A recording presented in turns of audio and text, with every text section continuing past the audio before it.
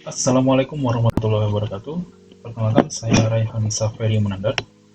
NPM saya 2057051. Dan pada video kali ini saya akan mempresentasikan UAS untuk mata kuliah basis data. Jadi UAS untuk basis data ini, yang pertama adalah menampilkan resume selama pertemuan mata kuliah basis data serta melakukan studi kasus. Jadi mungkin langsung saja saya mulai. Pertama itu adalah data dan informasi. Jadi apa itu data? Data itu merupakan sekumpulan keterangan atau fakta yang dibuat dengan simbol, angka, kata-kata, maupun kalimat. Jadi data ini diperoleh lewat sebuah proses pencarian serta pengamatan yang tepat berdasarkan sumber-sumber tertentu. Kemudian, sedangkan kalau informasi itu merupakan sekumpulan data atau fakta yang telah diproses dan diolah sedemikian rupa sehingga nanti informasi itu menghasilkan sesuatu yang dapat dipahami dan memberikan manfaat bagi penerimanya. Perbedaan data dan informasi. Kalau data, dia nggak memiliki makna apapun. Sedangkan kalau informasi itu memiliki suatu makna tertentu. Kemudian, data itu tidak berbentuk fakta, rincian, dan juga segala bentuk pengamatan empiris terhadap sebuah peristiwa. Sedangkan kalau informasi itu merupakan data yang telah diproses dengan menggunakan beragam tertentu. Kemudian, kalau bagi kebanyakan manusia nih, data itu masih tidak dapat dipahami artinya. Sedangkan kalau manusia itu dapat memahami dengan jelas apa arti dan maksud dari informasi. Contoh data dan informasi. Kalau data itu seperti seorang akuntan yang mengeluarkan laporan keuangan akan melihat riwayat transaksi perusahaan. Sedangkan kalau informasi itu contohnya adalah pengolahan data keuangan kantor akan bermanfaat setelah diproses. Kemudian database. Pengertian database atau basis data adalah kumpulan berbagai data dan informasi yang tersimpan dan tersusun di dalam komputer secara sistematis yang dapat diperiksa, diolah, atau dimanipulasi dengan menggunakan program komputer untuk mendapatkan informasi dari basis data tersebut. Istilah database sendiri mengacu pada koleksi data-data yang saling terkait satu sama lain, di mana tujuan database adalah dapat digunakan untuk mengelola data dengan lebih efektif dan efisien. Nah, berikut ada beberapa istilah-istilah pada database. Yang pertama itu adalah entitas atau entity. Entitas atau entity ini adalah informasi dari orang, tempat, kejadian, atau konsep yang telah direkam. Sedangkan yang kedua itu adalah field, merupakan kolom dari sebuah tabel yang memiliki ukuran tipe data tertentu yang menentukan bagaimana data akan tersimpan. Ketiga adalah record, merupakan kumpulan isi elemen data atau atribut yang saling berhubungan menginformasikannya tentang suatu entity secara lengkap. Yang keempat adalah SQL atau Structured Query Language, merupakan suatu bahasa yang digunakan untuk mengakses database. Yang kelima adalah query.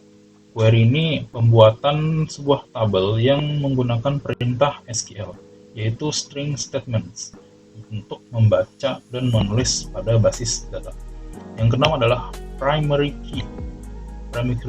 Primary key ini merupakan atribut yang paling sedikit yang berisi nilai unik yang berfungsi sebagai identitas untuk membedakan setiap record yang ada pada tabel.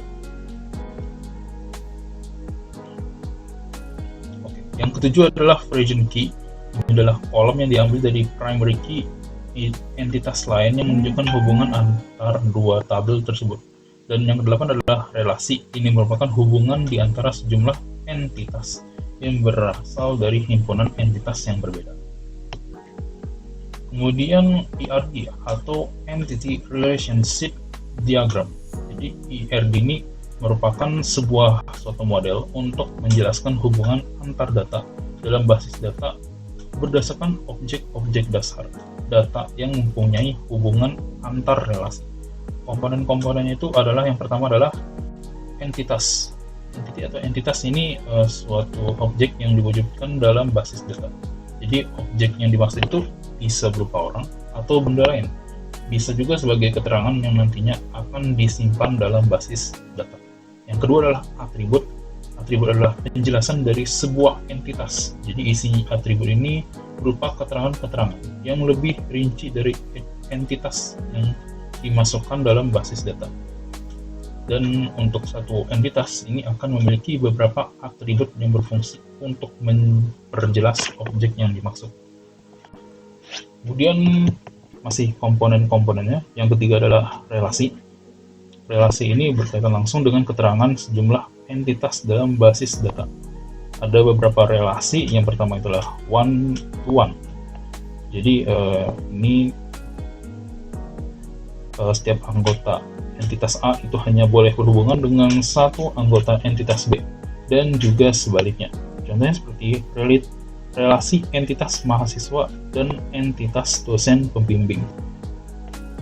Yang kedua adalah one to many. Jadi setiap anggota entitas A dapat berhubungan dengan lebih dari satu anggota entitas B, tetapi tidak sebaliknya.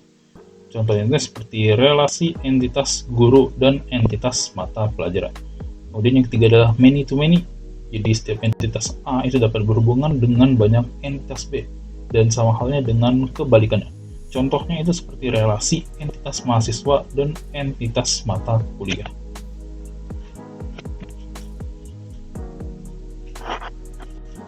Kemudian subtype dan supertype. Subtype ini adalah pengelompokan secara entity instance dari suatu entity type yang memiliki atribut yang berbeda dengan kelompok lain. Dan supertype ini adalah sebuah entity type umum yang memiliki satu atau lebih subtypes pewarisan atau inheritance. Jadi semua subtypes dari suatu supertype ini akan mewarisi semua atribut supertype-nya. Entity instance dari semua supertypes ini juga merupakan entity instance supertype. Kemudian supertype ini adalah entitas yang berisi atribut dan perilaku yang sama untuk satu atau lebih subtype class. Juga disebut parent class. Subtype ini merupakan kelas yang mewarisi atau bisa disebut sebagai inherit atribut dan perilaku dari kelas supertype, serta mungkin juga bisa berisi atribut dan perilaku lain yang khusus yang juga disebut kelas atau shield. Kemudian transferability dan non-transferability. Transferability ini merupakan relasi antara entitas yang nilainya dapat berpindah atau dipindahkan, sedangkan kalau non-transferability itu tidak dapat berpindah. Kalau contohnya ini seperti yang gambar di bawah seperti ini. Jadi kalau penyebutannya itu setiap satu orang dia seharusnya lahir di satu kota. Sedangkan kalau kebalikannya itu pada satu kota mungkin menjadi tempat lahir bagi satu atau lebih atau tidak ada orang.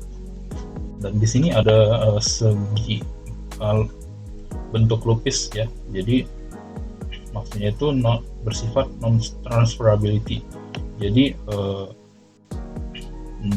istilahnya itu satu orang ini hanya bisa menempatkan satu kota saja. Jadi dia tidak bisa lahir di lebih dari satu tempat ya, atau satu kota.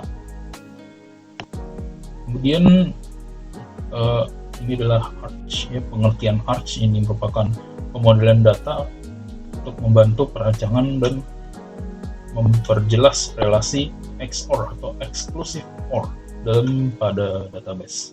Hubungan OR eksklusif ini adalah hubungan antara satu entitas dan dua atau lebih entitas di mana hanya ada satu dari hubungan bisa lebih eksis dalam satu waktu. Contoh actionnya adalah seperti gambar di bawah berikut. Kemudian MySQL, pengertiannya itu adalah sebuah sistem manajemen database relasional atau Relation Database Management System yang biasa disebut dengan RDBMS, bersifat open source yang dikembangkan berdasarkan Structured Query Language atau SQL. Tujuan penggunaan MySQL itu bertujuan untuk membuat dan mengelola berbagai informasi yang ada pada database di dalam sebuah server dengan bahasa pemrograman SQL. Untuk penggunaan bahasa SQL,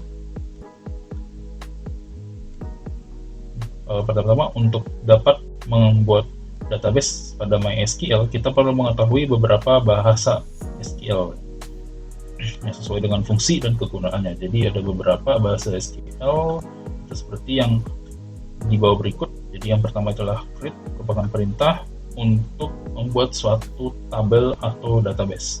Yang kedua itu insert, yang merupakan perintah untuk memasukkan data ke dalam suatu tabel. Yang ketiga itu update, merupakan perintah untuk memodifikasi atau memperbarui data yang sudah ada di dalam suatu tabel. Yang keempat adalah delete, ini merupakan perintah untuk menghapus data di dalam suatu tabel. Yang kelima adalah alter table, ini merupakan perintah untuk menambah, menghapus, atau memodifikasi kolom yang ada di tabel. Yang keenam adalah drop, ini perintah untuk menghapus suatu tabel dalam database. Yang ketujuh adalah transet, ini merupakan perintah SQL untuk menghapus instansiasi pada suatu tabel. Dan yang kedelapan adalah rename, ini merupakan perintah untuk mengubah atau mengganti nama suatu tabel ataupun kolom. Baik, mungkin itu saja kalau untuk resume mata kuliah basis datanya. Kemudian saya akan melanjutkan untuk studi kasus. Jadi saya akan berpindah terlebih dahulu. Untuk studi kasus saya sudah membuat. Di sini ada 8 tabel. Jadi yang pertama ini adalah tabel customer. Itu strukturnya ada ID customer sebagai primary key dan nama customer. ID customernya jenis integer dan nama customer ini jenisnya adalah varchar. Kemudian kasir, untuk strukturnya adalah yang pertama ini adalah ID kasir, jenisnya integer dan dia primary key. Kemudian ada nama kasir, jenisnya varchar. Kemudian lokasi restoran, strukturnya ini yang pertama ada ID lokasi, jenisnya integer dan dia primary key. Dan kedua ini adalah nama lokasi, jenisnya varchar. Kemudian struktur untuk makanan, yang pertama ini ada ID makanan, dia primary key dan jenisnya integer. Yang kedua nama makanan, ini varchar, dan yang ketiga jumlah makanan ini integer.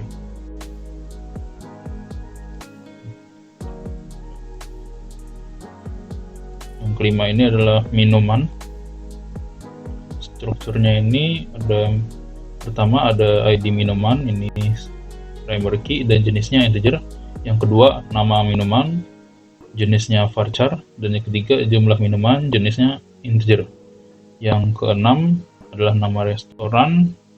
Strukturnya ada ID restoran, jenis integer dan primary key. Yang kedua adalah nama restoran, jenis varchar. Yang ketujuh adalah pelayan. Strukturnya ID ada dua, yang pertama ID pelayan, jenisnya integer dan primary key. Dan yang kedua ini adalah nama pelayan, jenisnya varchar. Dan yang terakhir, yang kedelapan adalah pemesanan. Strukturnya ini ada 5. Yang pertama adalah ID pemesanan sebagai primary key. Yang kedua adalah nama pemesanan, jenisnya varchar. Dan yang ketiga ini ID customer, ini origin key, jenisnya integer. Yang keempat ID makanan, origin key, jenisnya integer. Dan yang kelima ID minuman, origin key, jenisnya integer. Baik, mungkin untuk pertama saya akan mempresentasikan untuk penggunaan insert, kemudian update, delete, dan select. Penggunaan select, mungkin untuk insert kita coba di kasir, dibuka SQL, kemudian insert. Di sini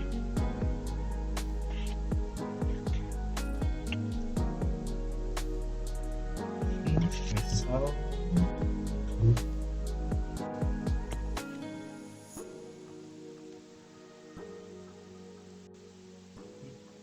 filenya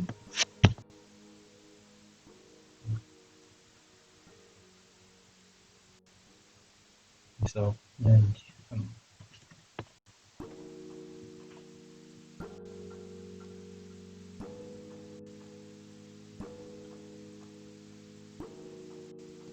oke, sudah terkirim. Kalau di sini sudah saya tambahkan untuk ID kasirnya adalah 2407 dengan nama kasir adalah Jihan. Kemudian selanjutnya misalnya ini adalah update. Update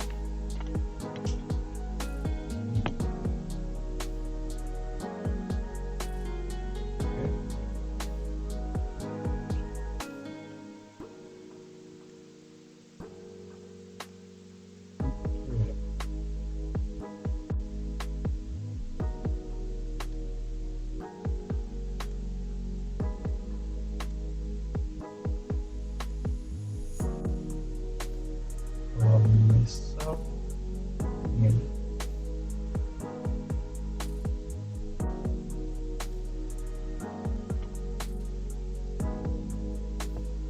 lokasi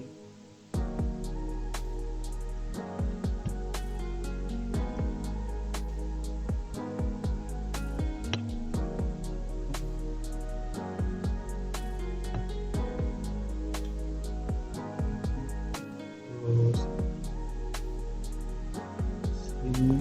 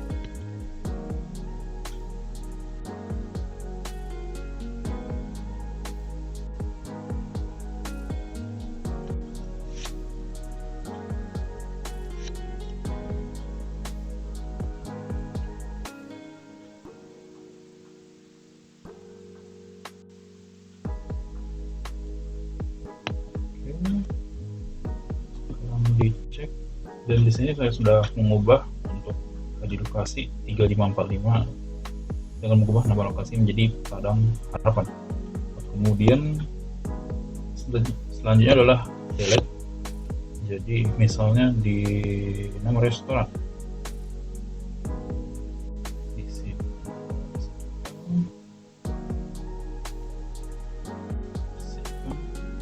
delete.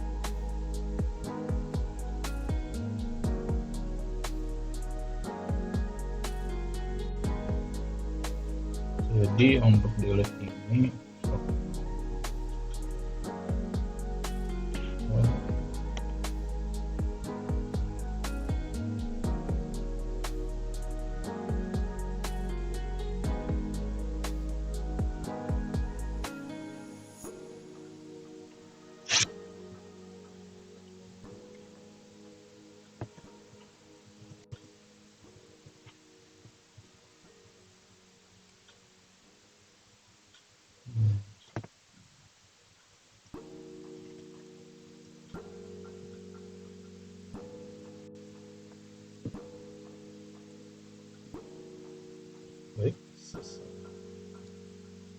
Nah, jadi untuk di sini tadi saya memasukkan ID-nya 6153 dengan nama restoran itu Makin Jaya dengan menggunakan fitur delete tadi, sudah berhasil menghapus dengan ID yang tadi. Kemudian selanjutnya itu adalah select, menggunakan select misalnya di customer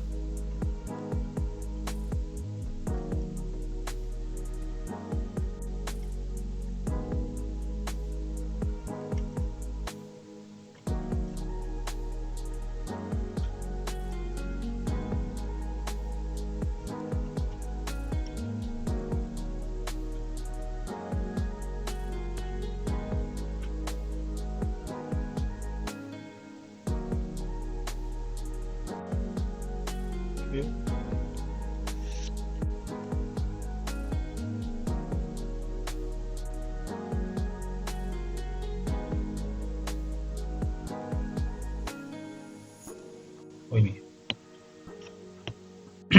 untuk menggunakan select jadi kurang lebih seperti ini dari perintah yang saya masukkan dan yang menampilkan nama customer, nama makanan, nama manajemen serta nama pemesanan.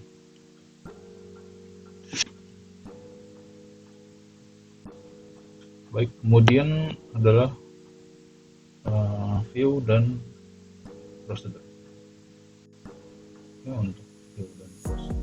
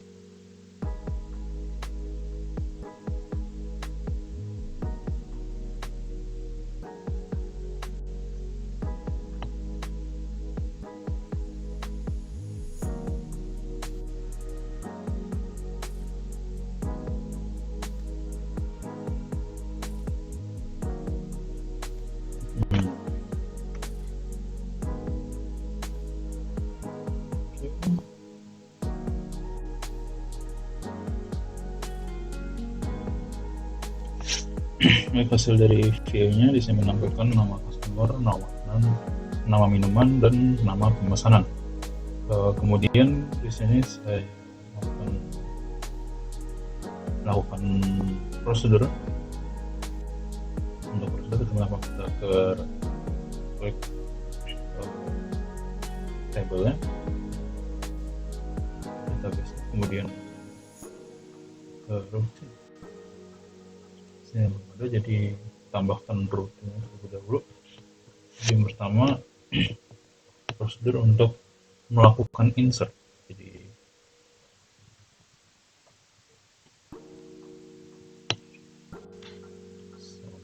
ini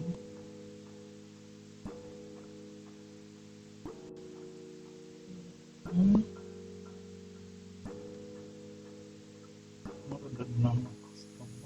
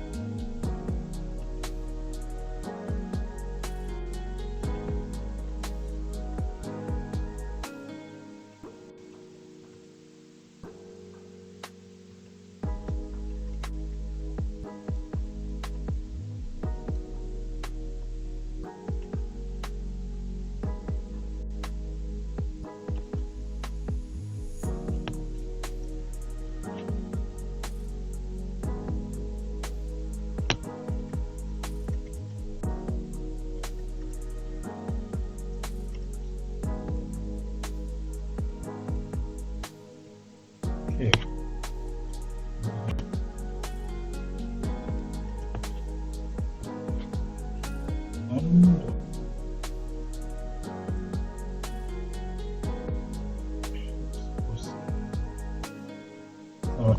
Ini adalah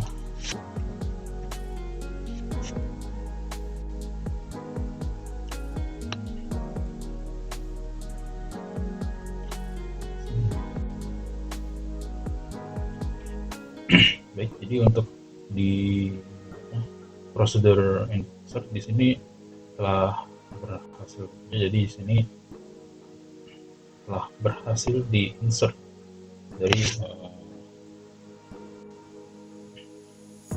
ID dan nama yang telah saya buat. Kemudian di sini selanjutnya adalah pembuatan update.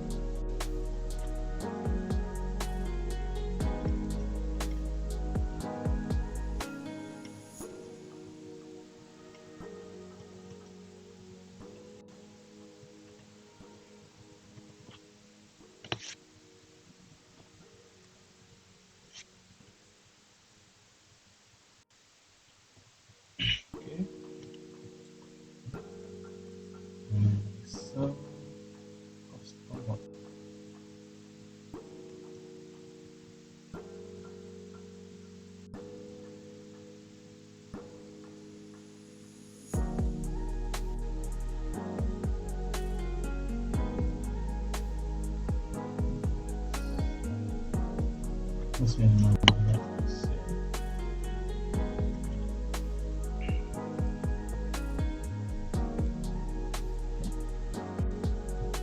tenjatnya adalah 137. Di sini query scale-nya berhasil dieksekusi, jadi dengan menggunakan update tadi dari prosedur, jadi sudah saya ubah dari namanya Alex menjadi Akse dengan menyesuaikan dari ID-nya. Kemudian adalah delete sebagai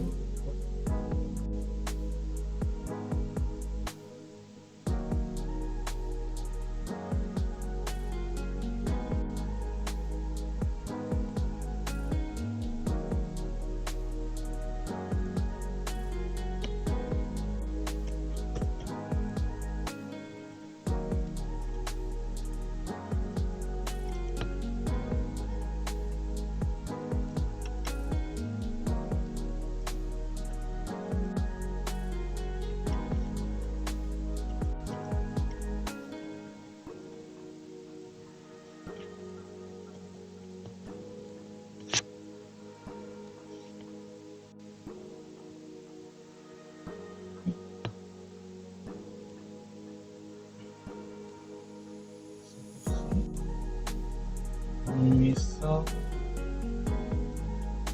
yang sini.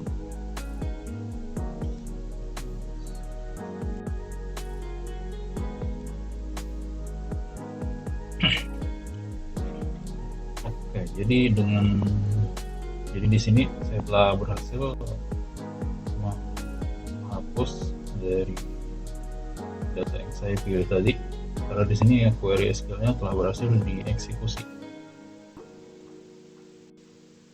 Dan kemudian yang terakhir ini adalah select prosedur.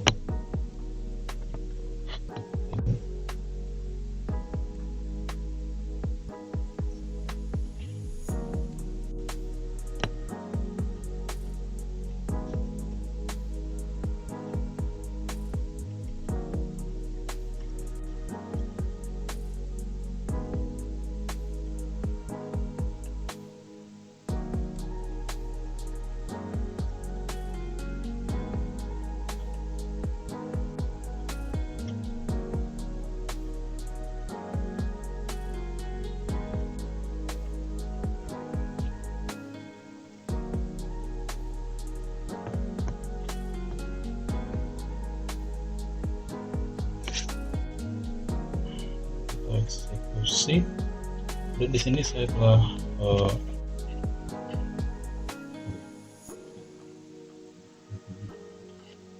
dari select prosedur yang telah saya buat tadi telah berhasil dieksekusi. Jadi dia bakal menampilkan dari apa yang telah diseleksi berdasarkan perintah yang telah saya lakukan. Baik, mungkin itu saja untuk studi kasus. Akhir kata dari saya mohon maaf apabila ada kesalahan, dan saya ucapkan terima kasih. Wassalamualaikum warahmatullahi wabarakatuh.